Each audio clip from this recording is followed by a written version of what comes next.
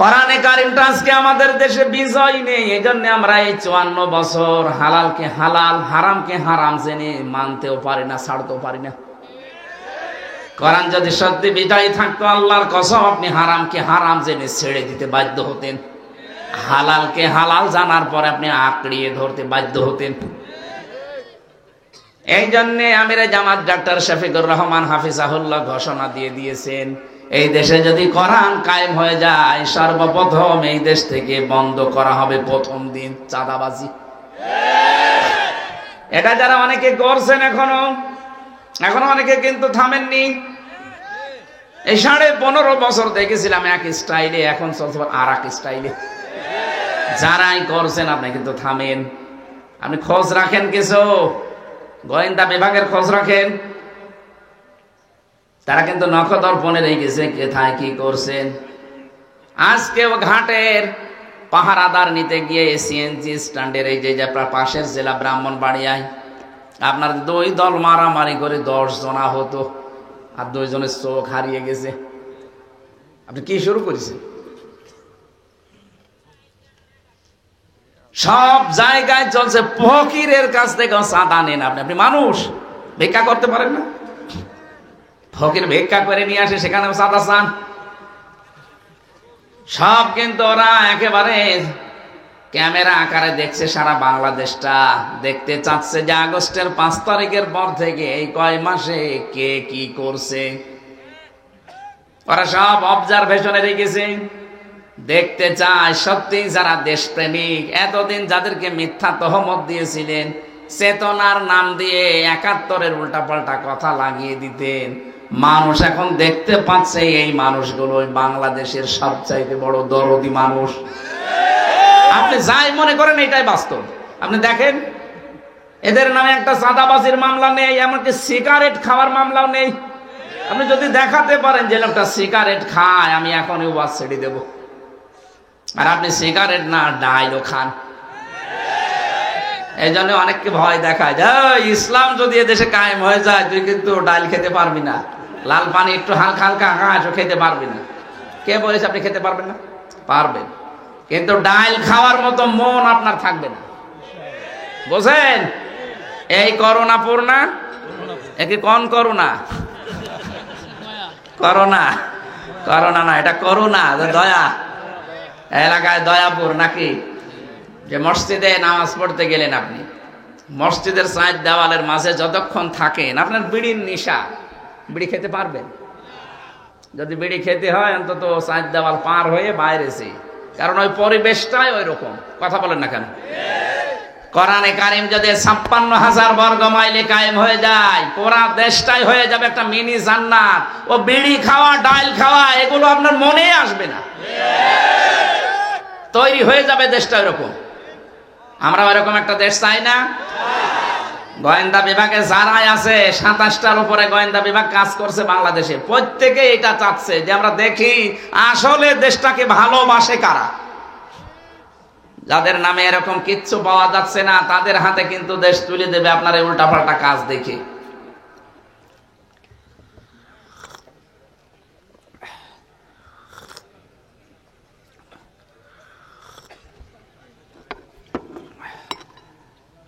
এজন্য আজকের সকালের বক্তব্য দেখেছেন না, লন্ডন থেকে ভিডিও বার্তা পাঠাচ্ছে যে থামেন আপনারা, আপনার জন্য একটা বদনাম হয়ে যাচ্ছে। গাইবান্ধায় ডিসির কাছে কি, জজের কাছে 50 লাখ টাকা দাবি করেছেন আপনি। আপনি মানুষ, মানে বাস্তবতা কিছু বোঝেন না, আন্দাজ যেখানে সেখানে হাত দিতে চান।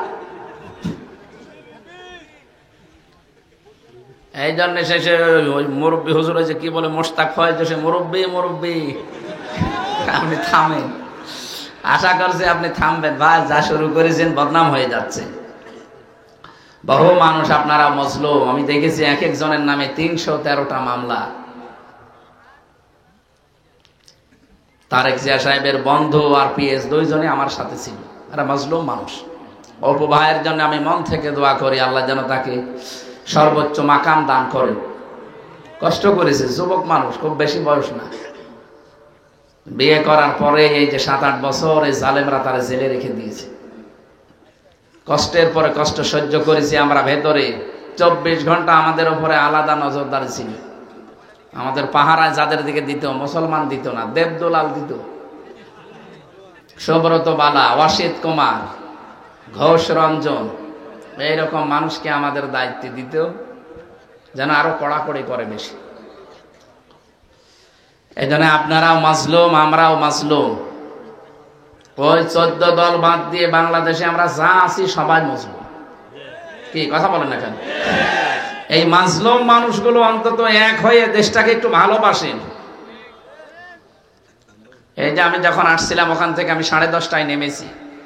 আসার সময় দেখলাম আমিরে জামাত ডক্টর শফিকুর রহমান হাফিজাহুল্লাহ আমার কুষ্টিয়াতে প্রবেশ করছে 11টায়। 10:45 উনি অলরেডি ঢুকে পড়েছি। হাজার হাজার মানুষ কুষ্টিয়া শহরে, দল মত নেই। কালকে আমার মনে হয় 4-5 লাখ মানুষ হবে। এরা সবাই এই রাত 10:30, 11টার সময় দাঁড়িয়ে আছে, শুধু একটু সালাম দেবে।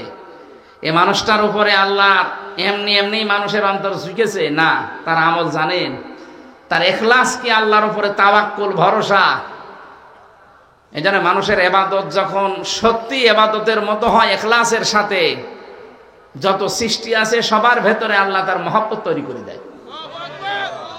আমরা 8-10 ঘন্টা চিল্লালেও যা হয় না, উনি মাত্র 2 মিনিটে তাই করে ফেলে। কি কুমিল্লা এসেছিল না? পরে 10 ঘন্টা কথা বলা লাগে না আমাদের মতো। আমরা তো 2 ঘন্টা 3 ঘন্টায় এখন মানে সেই কেবল 60 না ওয়াজ শুরু করে 2-3 ঘন্টায়, আর ওনার মাত্র 2 মিনিটের বক্তব্যে আমার 10 ঘন্টার কাজ হয়ে যায়। তার কথার তাসির এমনি হয়। কত বড় বড় আল্লাহর ওলি দেখিয়ে তার কথা কোনো তাসির নেই। এই যে মাঝ ভান্ডারি যেটা মরে গেল, এই শয়তানের কথা কোনো তাসির আছে? অথচ আমিরে জামাত, আমি শুধু টান নিয়ে বলছি তা না, নিজে দেখেছি তো, তার সাথে ছিলাম আমি ভেতরে। ফাঁসির কন্ডেম ছেলে আমার ওনারা এক জায়গায় রেখেছিল। লোকটার আল্লাহর প্রতি যে ভরসা, আমি আলেম হয়েও ভরসা এখনো তৈরি করতে পারিনি। সে একটা জেনারেল শিক্ষিত মানুষ, ডাক্তার, অপারেশন করে, সার্জন। তার ভেতরে আল্লাহ যে ইখলাস দিয়েছেন, এমনি আল্লাহ এটা দেয়নি।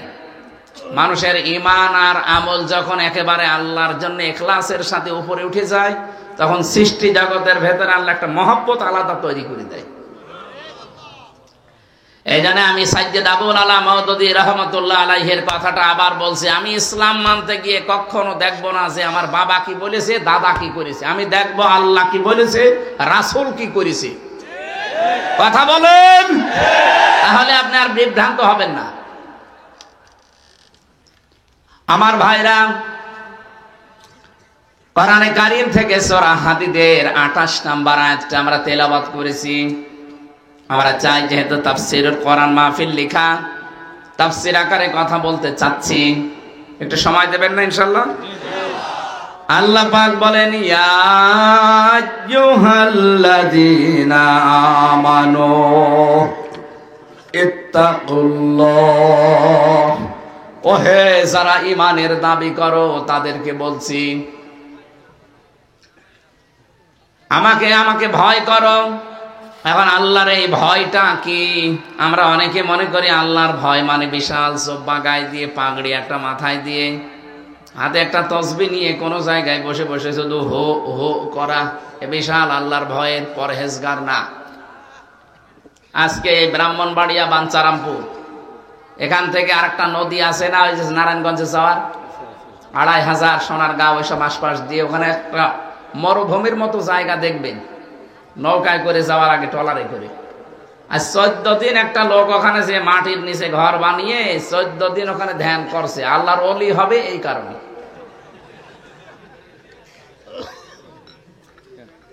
সন্ন্যাসী জীবন ইসলামে আছে মানে? সুতরাং আপনারা ভুল পথে আছেন। এই ব্রাহ্মণবাড়িয়া, কুমিল্লায় আলেম যেমন বেশি, জালেমও বেশি।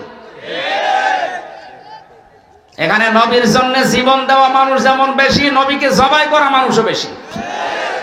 নবীর সুন্নাতের নাম নিয়েছে সুন্নি, অথচ সুন্নত আসল যেটা, সেটার খবর নেই। মান তামাসসাকা বিসুন্নতি ইনদা ফাসাদি উম্মতি ফালাহু আজরু মিয়াতি শাহিদ। মুসলিম শরীফের হাদিস। নবীজি বলেন, আমার উম্মতের যখন দুরবস্থা চলবে, এই সময় যদি একটা মরা সুন্নাত কেউ জিন্দা করতে পারে, তার আমল নামায় 100 গলা কাটা শহীদের সওয়াব হবে। একটা শহীদের সওয়াব পেলেই তো আপনি জান্নাতি। কত পাচ্ছেন? 100।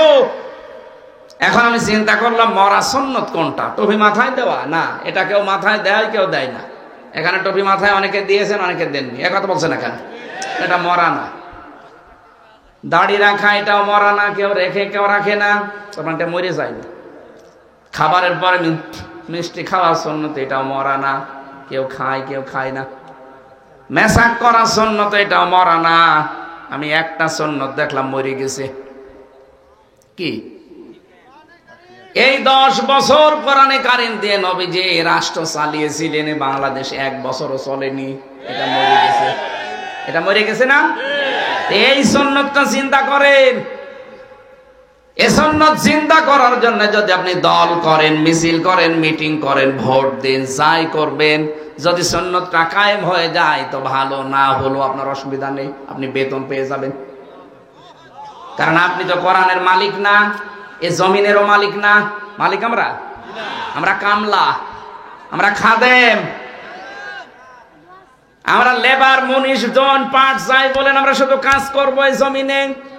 হবে ভালো, না হলে আমাদের কোনো লস নেই। জীবনের শেষ দিন যেদিন আমার একেবারে ওয়াবুদ রাব্বাকা হাত্তা ইয়াতিয়াকাল ইয়াকিন, তোমরা ইবাদত করো ওই দিন পর্যন্ত যতদিন ইয়াকিন না আসে। ইয়াকিন মানে মৃত্যু, মরণের এই দিন যখন বিছানায় আছাড় খেয়ে পড়বেন, ওই সময় দেখতে পাবেন ফেরেশতা আপনার সামনে জান্নাত হযরতে আসিয়ার মতো তুলে ধরেছে। আমাদের 100% বিশ্বাস আছে সূরা তাহরিমের আয়াতের উপরে, হযরতে আসিয়া ঈমানের পরীক্ষা দিয়ে যদি জান্নাত দেখতে পান, এই 15টা বছর যারা ঈমানের উপরে টিকে থাকতে গিয়ে অনেক কিছু হারিয়েছেন। নবীজি কিন্তু 10-13 বছর মার খেয়েছিলেন, 10 বছর রাষ্ট্র চালিয়েছিলেন। কথা বলেন না কেন? আর আমরা অলরেডি 15 বছর মার খেয়ে ফেলেছি, এখন 10 বছর ইনশাআল্লাহ কোরআন দিয়ে রাষ্ট্র চলবে। এই মরা সুন্নাতটা যদি দেশে জিন্দা হয়ে যায়, আর হবে আমি দেখতে পাচ্ছি। আগস্টের 5 তারিখের আগে একটা জরিপ পেয়েছিলাম, এদেশে মানুষ 100 জনের মাত্র 15 জন মানুষ চাইতো এদেশে কোরআন কায়েম হোক। কিন্তু এই 4.5 মাসের ব্যবধানে ইসলামপন্থীদের এদের অ্যাক্টিভিটিস, এদের কাজকর্ম, এদের ইখলাস, এগুলো দেখে মানুষের বিশ্বাস হয়ে গেছে যে কোরআনের বিধান ছাড়া এদেশে নিরাপদ থাকা সম্ভব না। এই জন্য হিন্দুরা গোবিন্দ পরামানিক পর্যন্ত বলিস, সেদিন গাইবান্ধায় আমির জামাতের আগে একজন পুরোহিত ঠাকুর হিন্দু, সে বলছে এই দেশে যদি কোরআনের বিধান কায়েম হয় আমরা সব চাইতে বেশি নিরাপদে থাকবো। এখন আমরা জরিপ পেয়েছি, এই যে এই বছরের শেষ দিনে 2 দিন আগে 3 তারিখ, এই মাত্র 31শে ডিসেম্বর 2 দিন আগে একটা জরিপ পেয়েছি, এই দেশে 100 জনের 58 জন মানুষ এখন চাচ্ছে এদেশে কোরআন কায়েম হোক। 15 জন থেকে 4 মাসের ব্যবধানে যদি 58 জন হয়ে যায়, আর কিছুদিন চাইতে দেন। এই জন্যই তো অনেকের মাথা খারাপ হয়ে গেছে, বলছে দরকার নেই, আগে থালা দিন। ইয়ার কি করার জায়গা পান না? 2732 জন মানুষ জীবন দিয়েছে থালা নেওয়ার জন্য না, বৈষম্য দূর করার জন্য তারা জীবন দিয়েছে। আমরা চাই এদেশ থেকে সত্যি যেন বৈষম্য দূর হয়, আর বৈষম্য দূর করতে হলে এইটা লাগবে। কথা বলেন না কেন? এই জন্য সংস্কার এখন চলছে। আমরা চাই কোরআনে কারিম দিয়ে দেশটা সংস্কার করেন। এখানে সংস্কারের একটা আয়াতও আছে, ফুরকান, সূরা ফুরকান মানে সংবিধান। আমরা যেহেতু সংবিধানও সংস্কার করছি, এই জন্য 77টা আয়াত আছে ওই সূরায়, 73টা ধারা আছে। যারা দায়িত্বে আছেন আপনারা মুসলিম, দেশে 96% আমরা মুসলমান, আমরা এই 77টা আয়াতের 73টা আয়াত এই দেশের সংবিধানে দেখতে চাই। আমাদের এটা যদি কবুল নাও হয় আরো সে পৌঁছিয়ে যাবে ইনশাআল্লাহ। যারা চান তারা হাত তোলেন তো, তাকবীর, লিল্লাহি তাকবীর, আল্লাহু আকবার। আল কোরআনের আলো সংসদে জালো, সংসদে জালো, আল কোরআনের আলো, লিল্লাহি তাকবীর, আল্লাহু আকবার।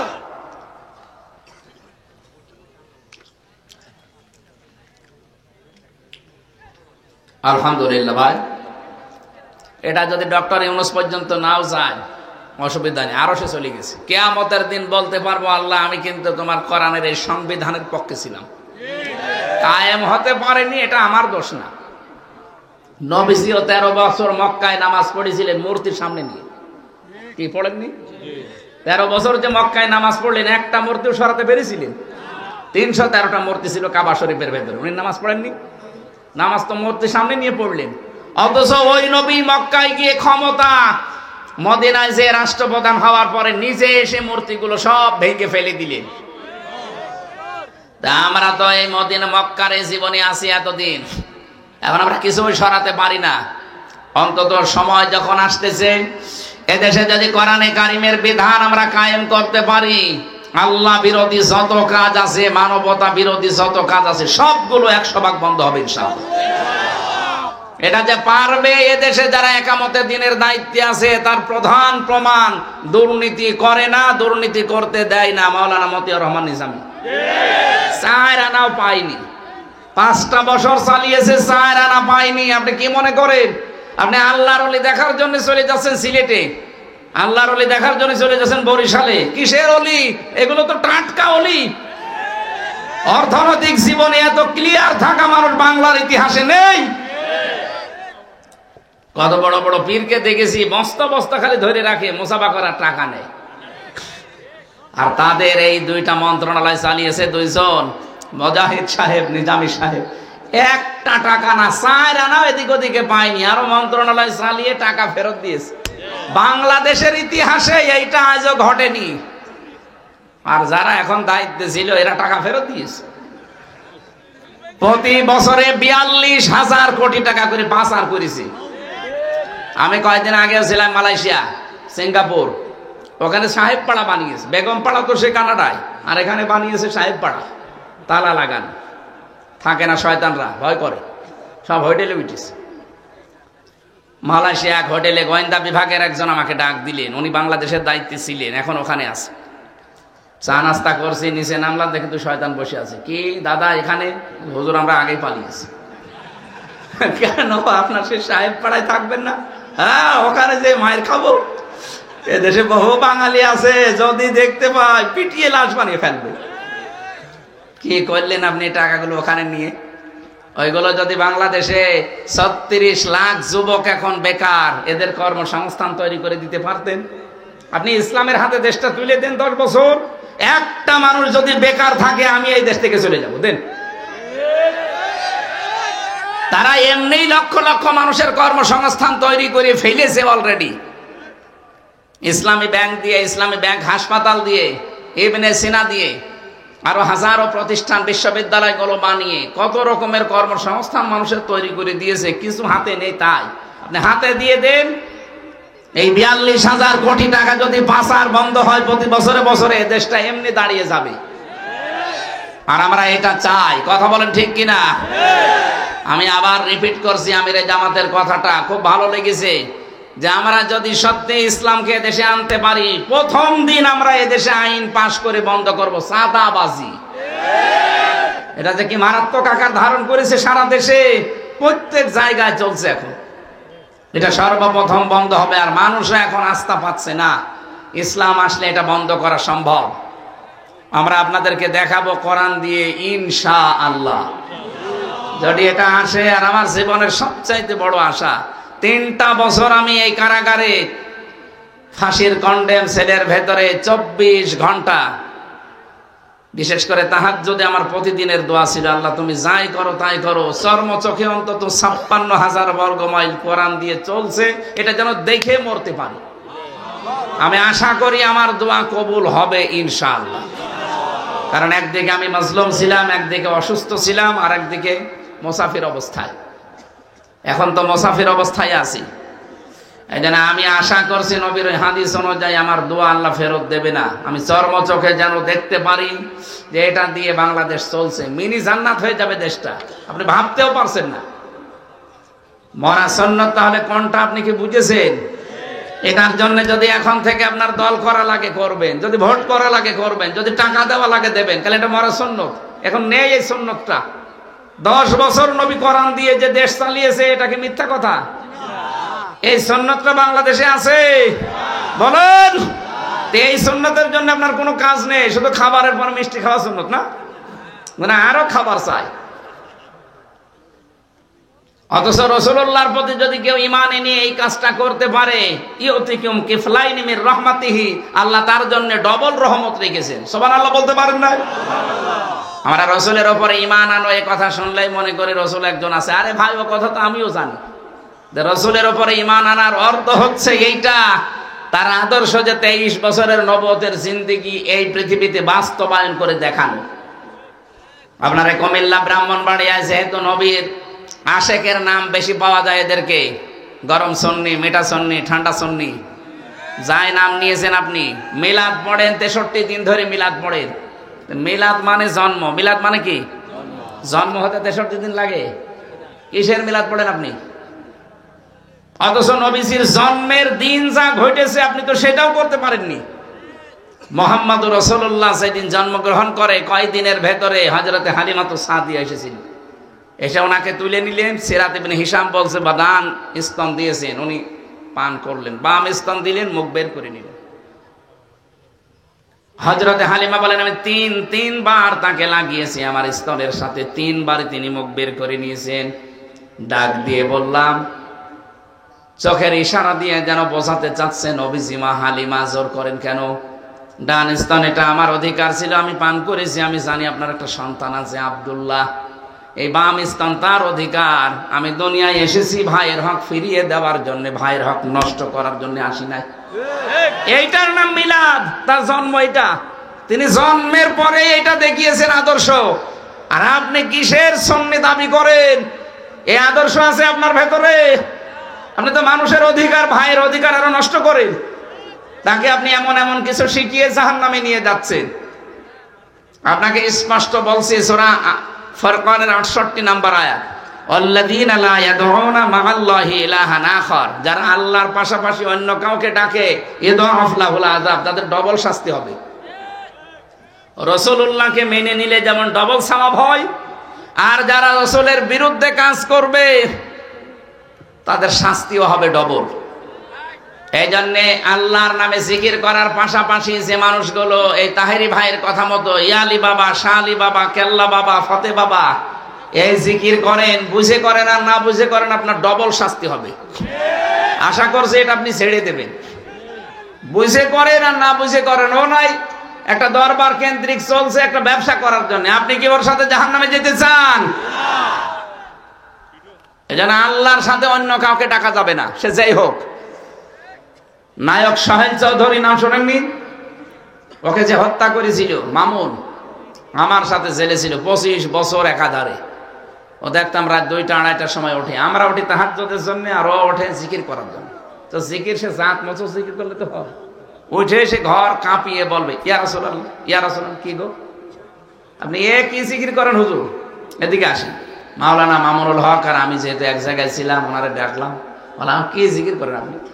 বলছে রসুলের এশকে। কিসের এশক আপনার? বলছে আমি শুনেছি আমার একটা হুজুর বলে গেছে যদি রসুলের নামে জিকির করা যায় তাহলে তাড়াতাড়ি জেল থেকে বের হওয়া যায়। আরে শাই, তুমি রসুলের এশকে জিকির করো, তুমি জেল থেকে বের হওয়ার জন্য তাড়াতাড়ি করছো না। আপনি ভুল পথে আছেন। আপনাকে যে শিখিয়েছে সেও হয়তো জানে না, আর আপনিও হয়তো না জেনে করছেন। রাসূলুল্লাহর নামে কোনো জিকির বলেন না কেন? জিকির হবে শুধু আল্লাহর নামে। এমনকি আল্লাহর পাশাপাশি অন্য কাউকে জিকিরের নামে ডাকাও যাবে না। তাহলে কোন দলিলে তারা কেল্লা বাবা, ফতে বাবার জিকির বানিয়েছে বলেন আপনি? হ্যাঁ, এটা একেবারে স্পষ্ট ভণ্ডামি। এরা যেন কুমিল্লা জেলায় আসতে না পারে। ভণ্ডরা আসবে কোন কারণে? যারা আসবে বলবেন কোরআন শরীফ হাতে নিন, এক একটা শব্দের অর্থ বের করেন, তাফসীরের নাম বলেন, আমরা বাড়ি যেয়ে মিলিয়ে দেখব। আমি এখানে আমানু বলে আল্লাহ ডাক দিয়েছেন ইমানদারকে। ইত্তাকুল্লাহর ভেতরে 9টা অর্থ আছে। তাকওয়া মানে শুধুমাত্র ভয় করা না, তাকওয়া মানে আল্লাহর নিষিদ্ধ কাজ ঘৃণা ভরে ছেড়ে যাওয়া। কি কথা বুঝতেছেন? যাদের এই মোবাইল আছে, মোবাইলে এমন কোন দৃশ্য যদি থাকে যেটা নিজে দেখলে আনন্দ পান, মজা লাগে, অন্য কেউ দেখলে লজ্জা পান, এটা নিষিদ্ধ কাজ। কি এরকম কোন দৃশ্য, সেটা সিনেমা, নাটক, থিয়েটার, নভেল, এগুলো কিছু থাকলে যে নিজে দেখলে ভালো লাগছে, আনন্দ লাগে, মজা লাগে, অন্য কেউ দেখলে আপনার খারাপ লাগে, লজ্জা লাগে, শরম লাগে, এটা এখনই ডিলিট করা লাগবে। এটার নাম তাকওয়া। তাকওয়ায় বুঝি না, খালি লম্বা জামা গায়ে দিলে তাকওয়া হয়? এই তাকওয়া এখন অর্জন করা লাগবে। যাদের মোবাইলে এরকম কিছু আছে ডিলিট করেন। না না, না করলে আমি ওয়াজ করবো না। যারা ডিলিট করবেন তারা হাত তোলেন তো, দেখে আপনার মোবাইল কি আছে। এত বড় বড় দাড়ি নিয়ে উল্টো পাল্টা জিনিস রাখেন মানে, আবার যা ঠিক কর না, এটা দাড়িওয়ালা মানুষ। যাই আছে যদি নিজে দেখলে ভালো লাগে, অন্য কেউ দেখলে লজ্জা পান, ওটা ডিলিট করে দিন। এখানে বহু মানুষ বসে আছে আমি জানি, যারা ভাবির সাথে লাইন করে, প্রতিবেশীর স্ত্রীর সাথে লাইন আছে যাদের, বিশেষ করে বিবাহিত মেয়েদের সাথে লাইন আছে যাদের। আপনি যে কোন জাহান্নামে আছেন আপনি টের পাচ্ছেন? আপনার এই ভাই প্রতিবেশীর ওই লোক বা বিবাহিত সেই মহিলা, তার স্বামী যতদিন তালাক না দেবে ততক্ষণ আপনি বিয়ে করতে পারবেন না। যাই করছেন একটা হারাম কাজ, 2 নম্বরে সারা জীবন আপনি কষ্টে থাকবেন ও যদি ছেড়ে না দেয়। বলছেন হুজুর ছেড়ে দেবে, কারণ এই যে মাঝে মাঝে এসে অনশন করছে, 2 সন্তান রেখে এসে অনশন করছে যে সলিমুদ্দিনে আমার চাই। কি দিয়েছেন আপনি যে আপনার এই চাই? বিবাহিত মেয়েদের সাথে লাইন যাদের আছে, বিশেষ করে ভাবি, প্রতিবেশীর স্ত্রী, বিবাহিত মেয়ে, এক্ষুনি এই নাম্বারগুলো ডিলিট করে দিন। হোয়াটসঅ্যাপে থাক আর ইমোতে থাক আর মেসেঞ্জারে থাক আর এমনি ডায়াল নাম্বারে থাক, ডিলিট করবেন, তারপরে বাড়ি যাবেন, নয়তো আপনার মোবাইল কিন্তু হ্যাং হয়ে যাবে। এমন এক বরদোয়া দিয়ে দেবো, মোবাইল জীবনে খুলবে না। তাকওয়ায় আমরা বুঝি না। তাকওয়া মানে কি? আল্লাহর নিষিদ্ধ কাজ শুধু ছেড়ে দেওয়া না, শুধু ছেড়ে দেওয়ার নাম খসিয়া। কথা বোঝেন? আর আল্লাহর ভয়ে নিষিদ্ধ কাজগুলো একেবারে পায়খানার মতো ঘৃণা করে ছেড়ে দিয়ে চলে আসা, এর নাম তাকওয়া। এর নাম তাকওয়ার 2 নম্বর অর্থ হচ্ছে যে যেখানে আছেন ওই জায়গায় ওই কাজের শিক্ষা এবং প্রশিক্ষণ নিয়ে পূর্ণাঙ্গ রূপে কাজটা সুচারুরূপে আঞ্জাম দেওয়ার নাম তাকওয়া।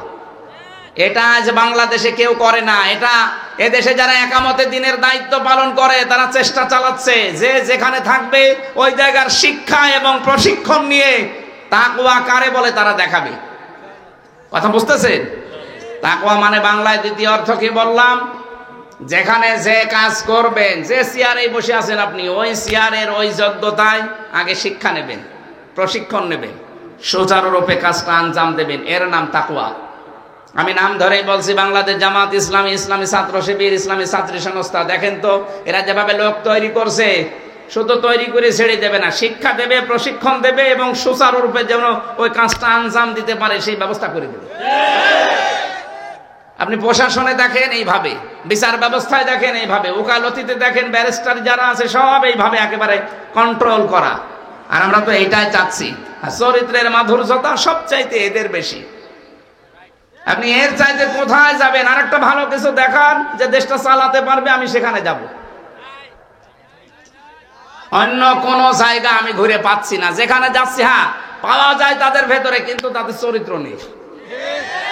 আমি অনেককে পাচ্ছি তারা ভালো মানুষ কিন্তু এক সাইডে দুর্বল, হয়তো তার নিচে ভালো কিন্তু তার ছেলেটা এমন খারাপ, আমি আর নিচে নামলাম না। বা এমন একটা মানুষকে আপনি বলছেন যারা ইসলাম আর নেই, যাদের কাছে যে কি করবেন, তাদের ভেতরে একটা বিসিএস ক্যাডার আছে। আর দেশে ডিওনো হতে হলে, এএসপি হতে হলে, এসপি হতে হলে, ডিসি হতে হলে ডিওনো বিসিএস ক্যাডার হওয়া লাগবে। তা আপনার তো ওই যোগ্যতা অর্জন করারই কায়দা নেই, আপনি যাবেন কি করে? এই জন্য যারা পারে অন্তত আল্লাহ তাদেরকে যেন এই রাষ্ট্রের ক্ষমতাটা তুলে দেন হাতে। তারা সব দিক থেকে শিক্ষা প্রশিক্ষণ নিয়ে পরিপূর্ণরূপে কাজটা আঞ্জাম দেওয়ার জন্য চেষ্টা চালাবে ইনশাআল্লাহ। তাকওয়ার আরো ব্যাখ্যা ছিল, আল্লাহ বলেন আমিনু বিরাসূলিহি, আমার রাসূলের উপরে ঈমান আনো মানে আমার রাসূলের আদর্শকে বাস্তবে নিয়ে যাও। আমি একটা আদর্শ বললাম, উনি 10 বছর কোরআন দিয়ে রাষ্ট্র চালিয়েছিলেন, আমরাও চালাতে চাই। তাহলে ইউতিকুম কিফলাইনি মির রাহমাতিহি, ডবল রহমত পাবেন আপনি। ওয়াজাআল লাকুম নূরা, আল্লাহ বলেন তোমাদেরকে আমি একটা নূর দেব। তামশুনা বিহি, এই নূর দিয়ে তোমরা চলবা। এই নূর মানে কোরআন। নূর মানে কি? ওয়াগফির লাকুম, কোরআন দেখে দেখে যদি চলতে পারো আমি আল্লাহ জীবনের অপরাধগুলো সব মাফ করে দিচ্ছি, দেব। ইয়াগফির মজারে বর্তমান ভবিষ্যৎ, প্রেজেন্ট ফিউচার। কেউ যদি সত্যি আল্লাহর এই নূর দেখে জীবন চালাতে সিদ্ধান্ত নিয়ে চালিয়ে যেতে পারে, ওর এখন যে গুনাহ আছে সব মাফ হবে, সামনে যা করবে আল্লাহ ছোটখাটো সব মাফ করে দেবে। আর বড় গুনাহগুলো তওবার দ্বারা মাফ করিয়ে আমার আল্লাহ আল্লাহু গফুরুর রহিম, উনি দুইটা নাম নিয়েছেন, একটা গফুর আর একটা রহিম। কিয়ামতে আল্লাহ কাউকে যদি মাফ করতে চান, ওই মানুষটাকে সবার সামনে নেবে না, আলাদা ভাবে এক জায়গায় নিয়ে পর্দা দিয়ে ঘিরে ফেলবে, ডাক দিয়ে বলবে, আল্লাহর বান্দা আমি তোমার সামনে এই কাজ করেছিলে। ও তো লাজবাব, কারণ জানবে যে আমার সব আল্লাহর নখদর্পণে। মাথা নিচু করে বলবে, আল্লাহ আমার ভুল হয়ে গেছে। আল্লাহ বলে, ঠিক আছে, যা তোরে আমি মাফ করে দিলাম, কাউকে জানাবি না, গোপনে জান্নাতে চলে যা। আল্লাহ যেন এইরকম একটা বিচার আমাদের জন্য তৈরি করে রাখেন। আরো জোরে বলেন আমিন।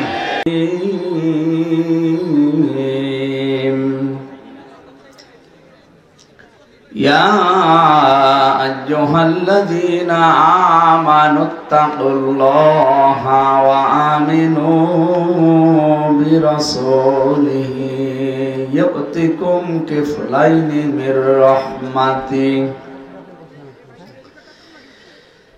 يؤتكم كفلين من رحمته ويجعل لكم نورا تمشون به ويغفر لكم والله غفور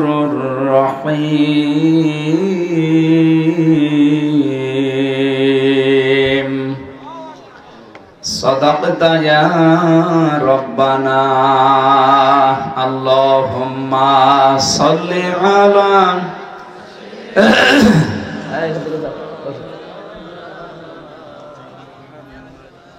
وعلى آل سيدنا مولانا محمد। আলহামদুলিল্লাহ, কুমিল্লা জেলার আদর্শ সদর করুণাপুর পূর্বপাড়া কবরবাসীর মাগফিরাত কামনায় চতুর্থ বাৎসরিক তাফসীরুল কোরআন মাহফিলের স্বনামধন্য সভাপতি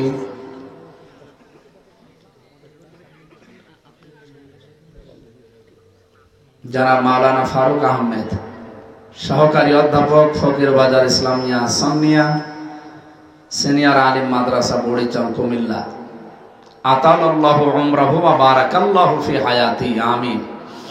মাহফিলের প্রধান মেহমান বিশ্বনন্দিত মুফাসসিরে কোরআন শহীদ আল্লামা দিলওয়ার হোসাইন সাইদি রহমাতুল্লাহ আলাইহির সুযোগ্য সন্তান আল্লামা মাসুদ সাইদি। তাফসীর পেশ করেছেন হাজার হাজার আলেম উস্তাদ, ইসলামিক চিন্তাবিদ, শিক্ষাবিদ, বাংলাদেশের প্রথিতযশা আলেমে দ্বীন জনাব মুফতি কাজী ইব্রাহিম দামাত বারকাতুহুমুল আলিয়া। আলোচনা রেখেছেন আপনাদের এলাকার সন্তান মাওলানা মুশতাক ফয়েজি, একটা ব্যতিক্রম ধর্মী পীর সাহেব না, মাওলানা হোসাইন মাহফুজ চুয়াডাঙ্গা, মাওলানা কবির আহমেদ প্রিন্সিপাল সুলতানপুর ফাজিল ডিগ্রি মাদ্রাসা দেবিদ্বার কুমিল্লা। আলোচনা রেখেছেন মাওলানা সাদিকুর রহমান আজহারি, মাওলানা ইহইয়া তাকি, মাওলানা মুফতি মাহমুদুল হাসান গনভি। বিশেষ আকর্ষণ আন্তর্জাতিক পুরস্কার প্রাপ্ত কারি হাফেজ কারি মুশফিকুর রহিম। আমন্ত্রিত ওলামা হযরত, অনেকগুলো আলেমের নাম দেখতে পাচ্ছি, এত আলেম এসেছিল আলহামদুলিল্লাহ। মুফতি মোস্তাফিজুর রহমান, কাজী মুফতি আব্দুর রশিদ, মাওলানা ইমাম হোসেন, মাহবুবুর রহমান সরকার, মাওলানা জসিমউদ্দিন চাঁদপুরি, মাওলানা আব্দুল্লাহ আল ফাহিম। এ মাহফিল যার মাধ্যমে এসেছে আপনাদের এলাকার সন্তান বড় ভাই জনাব আল আমিন। আমার আগে মনে হয় তার কলিজার টুকরা সন্তান ইংরেজিতে কথা বলছিলেন না? কে বলছিলেন আপনারা জানেন? এখনো 20 মিনিট লাগবে, আমি তো অলরেডি এসে বাড়ি এসে বসে আছি। আমার শুধু হয়তো চা খাওয়ার জন্য গেলাতে, চা তো পাইনি, চা থাকলে দেন। চা আসতেছে টেরাকি করে।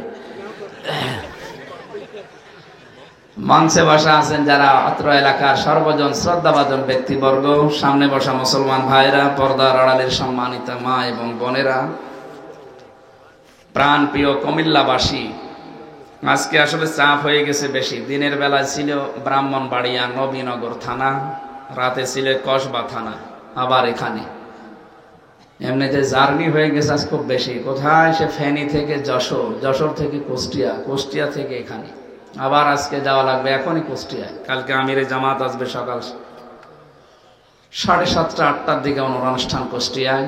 আমার নাকি যে তেলাওয়াত করা লাগবে প্রথমে উদ্বোধনী, এই জন্য আমার মনে হয় বেশি রাত করব না, অন্তত একটা আয়াত পড়েছি, এর উপরে মেসেজ করে যতটুকু পারি কথা বলে আমি আবার টান দেব গাড়ি ইনশাল্লাহ। সবাইকে নিয়ে আল্লাহর দরবারে শুকরিয়া জানাচ্ছি, আপনারা কবরবাসীর মাগফিরাত কামনায় অনুষ্ঠান দিয়েছেন। একটা নিয়ম ভুল করা আছে বাংলাদেশে, মানুষ মারা গেলে আমাদেরকে ডাকে যে কোরআন পড়িয়ে দেন। আরে ভাই, মরা মানুষের জন্য তো কোরআন শরীফ না, কোরআনের মূল মেসেজ জিন্দা মানুষদের জন্য। এর আলোচ্য বিষয় কারা? মানুষ। কোন মানুষ? জীবিত মানুষ। আল্লাহ বলেন হাদা বায়ানুল লিন্নাস, এই যে বর্ণনা, লিন্নাস লাম শব্দটা 19টা অর্থে বা 13টা অর্থে আসে। জীবিত মানুষদের জন্য লাম ব্যবহার করা হয় আরবি গ্রামার অনুযায়ী। কোরআন শরীফ তো জীবিত মানুষদের জন্য। কোরআনে কারীম যারা জীবিত মানুষ আমল করবে, এরা যদি আপনার সন্তান হয়, আহাল পরিবার হয়, এরা দোয়া করলে ওইটা আপনার কবরে যাবে। তাছাড়া আপনি মরে গেছেন, আপনার পাশে বসে কোরআন শরীফ পড়লাম, ওটাই সেরকম লাভ হয় না, আরো আপনার আযাব বাড়বে যদি কোরআনের উপর আপনার জীবন জিন্দেগি না চলে। হাফেজ সাহেব যখন পড়বে ইউসিকুমুল্লাহু ফি আওলাদিকুম লিযযাকারি মিসলু হাজ্জিল উনসায়াইন, যে আল্লাহর নির্দেশ, তোমার এক ছেলে যা পাবে 2 মেয়ে তাই পাবে। আপনি তো এটা করেননি, সব ছেলের নামে লিখে মেয়েকে ফাঁকি দিয়েছে। আর বহু মানুষকে আমরা এরকম দেখি, বনের সম্পদ বিশেষ করে দিতে চান না, বলে হ্যাঁ ওর মাঠের জমি দিয়েছি তাই কত না, মনে হচ্ছে ওর উপরে করুণা করছেন আপনি। আপনাকে বাবা জন্ম দিয়েছে আর ওইটা কি ওকে ফ্ল্যাক্সিলোড করে নিয়ে এসেছে, ওর উপরে দায়িত্ব নেই। সর্বোপরি আল্লাহর নির্দেশ। ভাই যারা আমরা আছি, আমি নিজেও একজন ভাই, আমার একটা বোন আছে, আমার দায়িত্ব আল্লাহ যা দিয়েছে এই ঋণ যেন আমি শোধ করি।